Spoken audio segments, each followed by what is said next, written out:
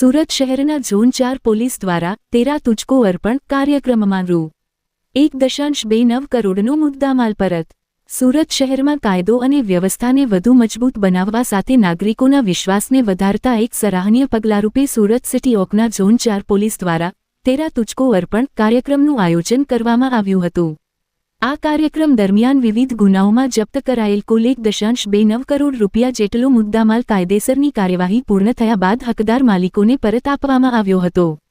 મુદ્દામાલમાં ચોરી અને લૂંટ જેવા ગુનાઓમાં જપ્ત કરાયેલ રોકડ રકમ, સોના ચાંદીના દાગીના, મોબાઈલ ફોન અને અન્ય કિંમતી સામાનનો સમાવેશ થતો હતો। કાર્યક્રમમાં પોલીસ અધિકારીઓએ જણાવ્યું હતું કે ગુનાઓની ઝડપી તપાસ અને આરોપીઓની ધરપકડ સાથે જપ્ત કરાયેલ માલમત્તા કોર્ટના આદેશ અનુસાર વાસ્તવિક માલિકોને પરત આપવાનું પોલીસ તંત્રનું મહત્વપૂર્ણ કર્તવ્ય છે।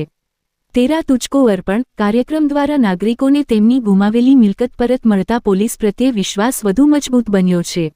આ પ્રસંગે હાજર રહેલા નાગરિકોએ પોલીસ તંત્રનો આભાર વ્યક્ત કર્યો હતો અને સુરત શહેર પોલીસની કામગીરીની પ્રશંસા કરી હતી। પોલીસ અધિકારીઓએ નાગરિકોને અપીલ કરી હતી કે કોઈપણ શંકાસ્પદ પ્રવૃત્તિ અંગે તાત્કાલિક પોલીસને જાણ કરી શહેરને સુરક્ષિત બનાવવામાં સહયોગ આપે। આજરોજ સુરત શહેરના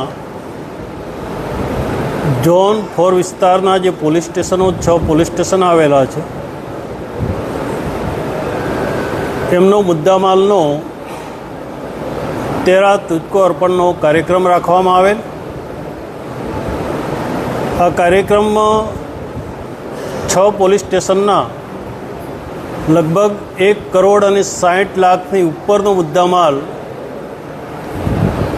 પરત કરવામાં આવ્યો છે। એમાં